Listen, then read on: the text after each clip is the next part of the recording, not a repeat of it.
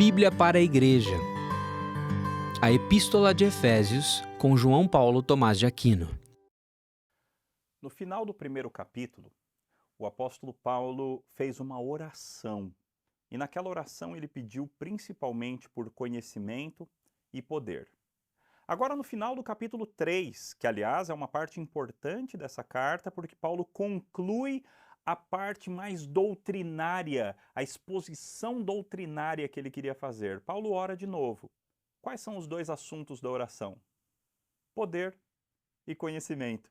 Na primeira oração, conhecimento e poder. Aqui ele só inverte a ordem. Ele ora por poder e conhecimento. O texto é Efésios capítulo 3, versículos 14 a 21, e assim nos diz o Senhor. Por essa razão, eu me ponho de joelhos diante do Pai, de quem toda a família nos céus e na terra recebe o nome. Peço a Deus que, segundo a riqueza da sua glória, conceda a vocês que sejam fortalecidos com poder, mediante o seu Espírito no íntimo de cada um, e assim, pela fé, que Cristo habite no coração de vocês, estando vocês enraizados e alicerçados em amor.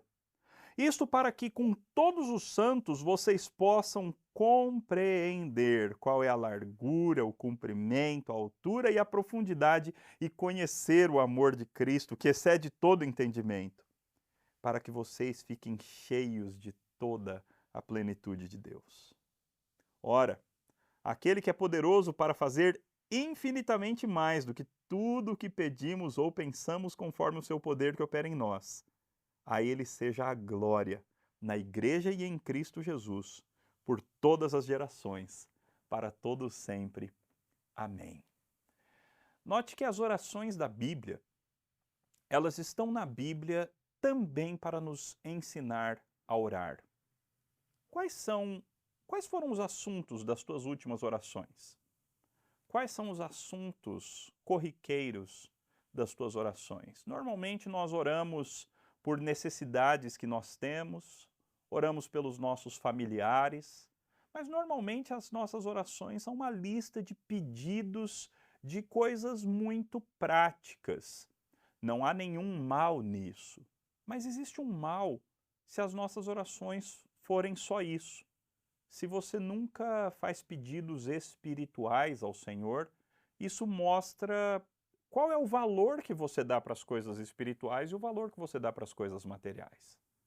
Nas duas orações de Paulo na carta aos Efésios, nós vemos pedidos espirituais, pedidos por coisas que são bênçãos que só Deus pode de fato nos conceder, bênçãos que nos aproximam do próprio Deus. Assim, Paulo aqui se coloca de joelhos diante do Pai. Note que a postura da oração é uma coisa importante. Eu normalmente não gosto muito de orações de joelho em público, porque às vezes eu fico pensando, será que essa pessoa que está orando de joelhos em público ora de joelhos quando está sozinha? Note, nós devemos orar sempre. E não existe apenas uma postura correta. Na época da Bíblia era comum orar em pé com as mãos levantadas ao céu. Mas uma outra postura é a postura de joelhos, que demonstra essa humildade, essa necessidade, esta auto-humilhação na presença de Deus. Quem sabe você possa, hoje, ao final dessa devocional, colocar-se de joelhos e orar ao Senhor e pedir as mesmas coisas que o apóstolo Paulo pede aqui. O que ele pede? Ele pede primeiro ao Pai, que ele define como aquele de quem toma o nome toda a família nos céus e na terra. O Pai é a origem de todas as coisas. Toda paternidade é derivada da paternidade de Deus Pai. Se nós temos o privilégio de sermos pais, é porque Deus compartilhou conosco esta honra. Toda família deriva de uma ideia do próprio Deus de criar uma grande família para si. Paulo então pede no versículo 16, peço a Deus que, segundo a riqueza da sua glória, veja que esse é um tema na carta, não é? A glória de Deus, a grande glória de Deus.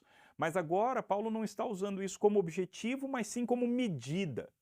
Segundo a riqueza da glória de Deus. O que é isso que Paulo vai pedir segundo a riqueza da glória de Deus? Que Deus conceda a vocês que vocês sejam fortalecidos com poder.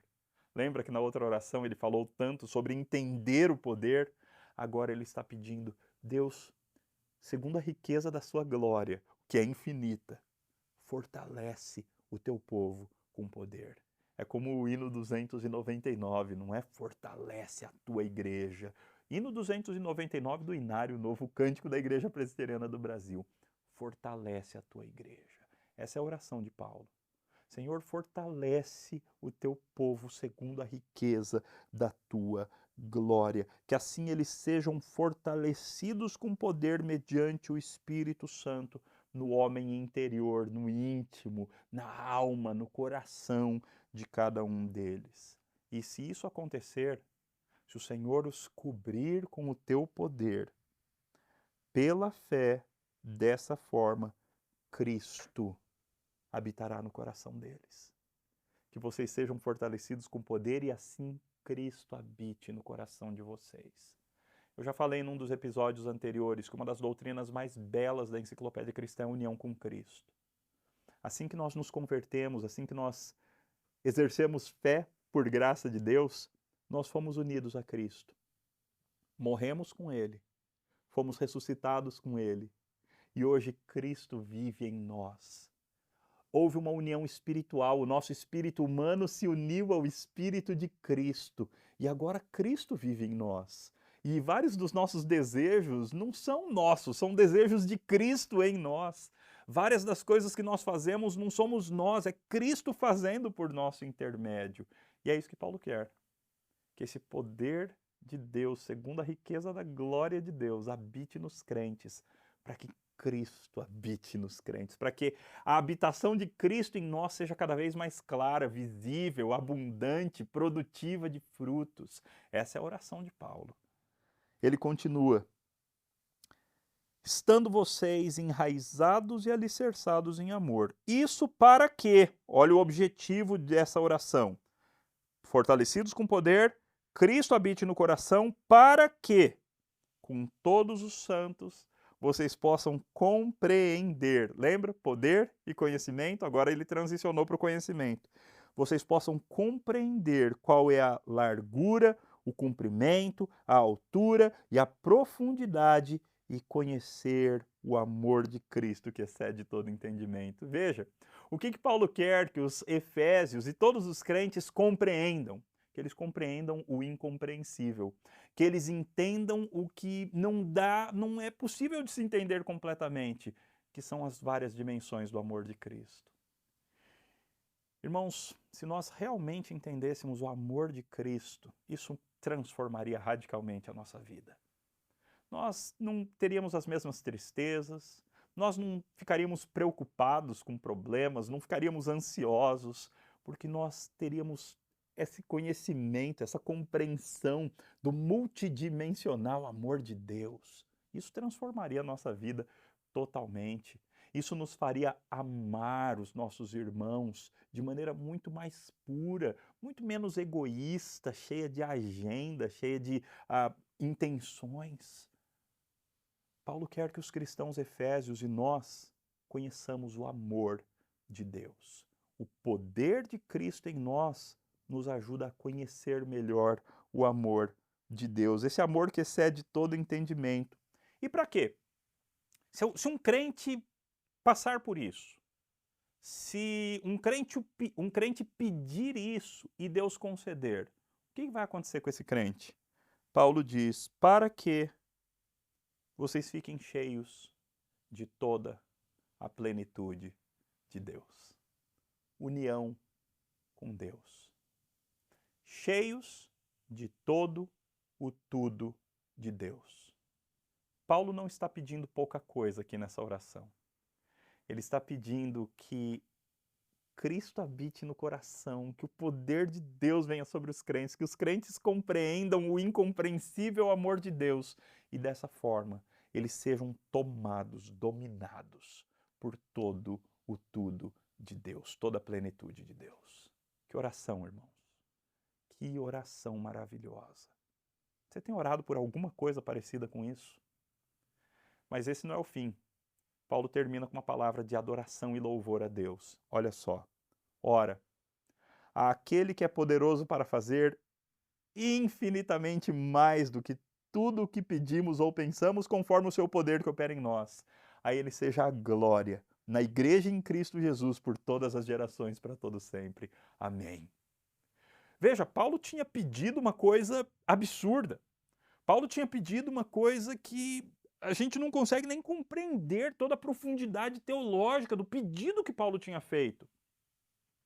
Ainda assim, ele louva a Deus. Ele diz que Deus é poderoso para fazer infinitamente mais do que tudo quanto pedimos ou pensamos, conforme o seu poder que opera em nós.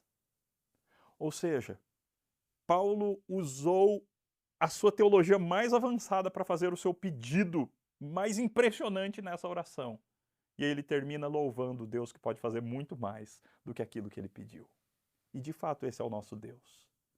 Nós, como diz Tiago, por vezes recebemos pouco porque pedimos mal. Pedimos para esbanjar nos nossos prazeres, pedimos coisas tão pequenininhas, coisas tão humanas, tão egoístas. Deus tem muito mais para dar para nós. Deus tem riquezas espirituais para compartilhar com o seu povo. E que a gente aprenda a pedir do jeito certo. Que Deus te abençoe.